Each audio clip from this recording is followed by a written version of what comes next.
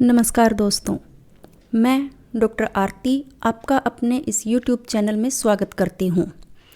दोस्तों, वैदिक श्रृंखला को आगे बढ़ाते हुए आज हम ऋग्वेद के आख्यान और संवाद सूक्तों के विषय में बात करेंगे। ऋग्वेद के संवाद सूक्त और आख्यानों को आज की भाषा में ड्रामा या नाटकीय रूपांतरण में प्रस्तुत किया जाता है। सबसे पहले हम बात करते हैं आख्यान की। आख्यान क्या होते हैं?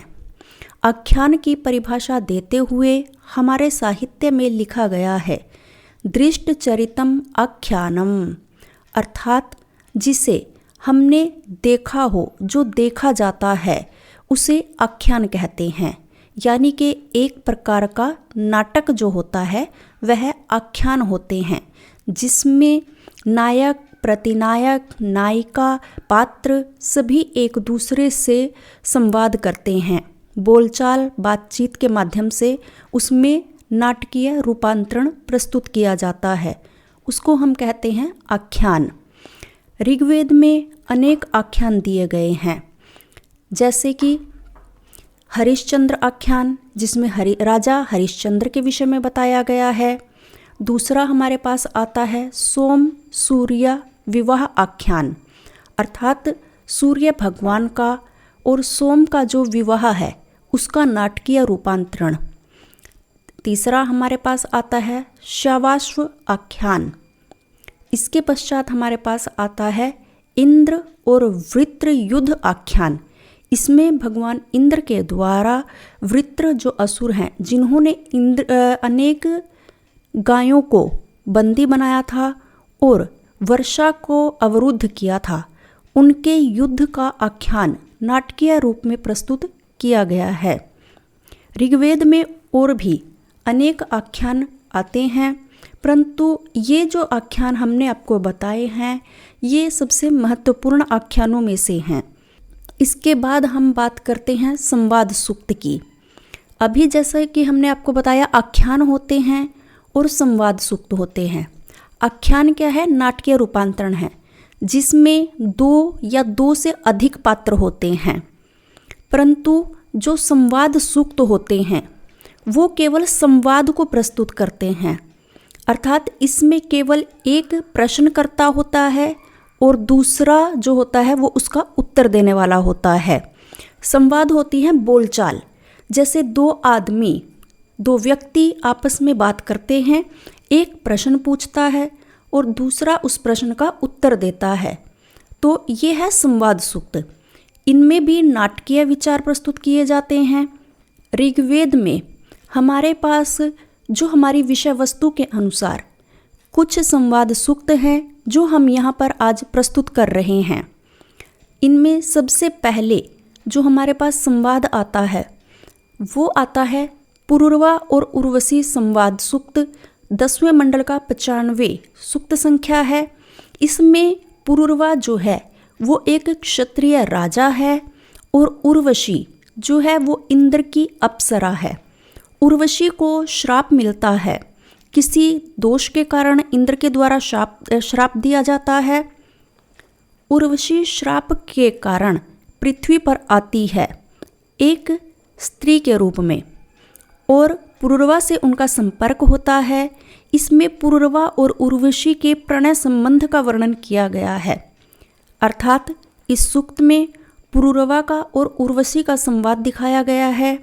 श्राप पूरा होने के पश्चात उर्वशी जब पृथ्वी लोक से अपने स्वर्ग लोक में वापस चली जाती है तो पुरुरवा जो राजा होता है वह उसको ढूंढते हुए स्वर्ग तक चला जाता है और उर्वशी से प्रार्थना करता है कि आप पुनः मेरे साथ आकर के पृथ्वी पर रहो। परंतु उर्वशी पुरुरवा को मना कर देती है, क्योंकि वो एक अप्सरा है और नियमों के अनुसार वो पृथ्वी लोक पर नहीं रह सकती। पहले वो श्राप के उर्वशी बताती है कि मैं श्राप के कारण पृथ्वी लोक पर आई थी, परंतु अब मेरी श्राप की जो अवधि है वो पूरी हो चुकी है, इसीलिए मैं अब तुम्हारे साथ पृथ्वी लोक पर नहीं जा सकती। तो ये जो संवाद सूक्त है इसमें पुरुरवा और उर्वशी इन दोनों के जो प्रणय संबंध है अर्थात उनकी प्रेम की जो बातें हैं उनको पूर्वा और उर्वशी दोनों के माध्यम से प्रस्तुत किया गया है। इसके बाद हमारे पास अगला जो संवाद सूक्त आता है वो है यम यमी। यम यमी संवाद सूक्त 10वें मंडल का 10वां सूक्त है। इसमें यम और यमी दो युगल भाई बहनों का जो जोड़ा है उसके विषय में बात की गई है। युवावस्था आने पर यमी का आकर्षण अपने भाई यम के प्रति बढ़ जाता है और वह अपने भाई से विवाह करने के लिए कहती है। यह एक असामाजिक विवाह प्रस्ताव है क्योंकि हमारे लोक में भाई बहन का संबंध नहीं हो सकता, परंतु यमी अपने भाई को तर्क देती है कि जैसे स्त्री जो होती है वो अपना संपूर्ण सर्वस्व जो होता है अपने पति को समर्पित कर देती है, तो ऐसे ही मैंने भी अपना सर्वस्व संपूर्ण जो है वो तुम्हारे प्रति समर्पित किया हुआ है, क्योंकि हम जो हैं गर्भ में एक साथ रहे हैं, एक साथ पले हैं।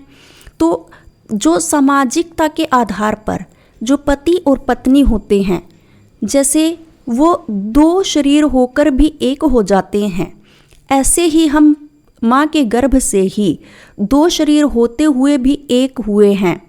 तो आप मुझे सामाजिकता को छोड़कर मुझे अपनी पत्नी के रूप में स्वीकार करें। परंतु यम अपनी बहन यमी को इस असामाजिक विवाह प्रस्ताव से इनकार कर देता है। वह कहता है कि भले ही हम गर्भ में एक साथ रहे हों, परंतु अब हम समाज में हैं, हमें समाज के नैतिक नियमों का पालन करना चाहिए और यदि तुम्हें विवाह करना है तो आप किसी अन्य पुरुष से जो योग्य पुरुष हो उससे विवाह कीजिए, परंतु मैं आपका भाई हूँ, मैं आपके साथ विवाह नहीं कर सकता। तो इस प्रकार का जो संवाद है वो इस सूक्त में यम और यमी के माध्यम से प्रस्तुत किया गया है। इसके बाद अगला हमारे पास संवाद सूक्त आता है शर्मा और पणी का।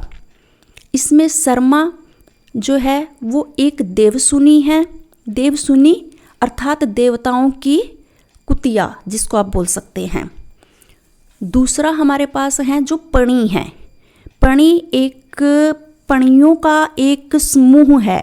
तो ये संवाद सूक्त जो है 10वें मंडल का 108वां संवाद सूक्त है।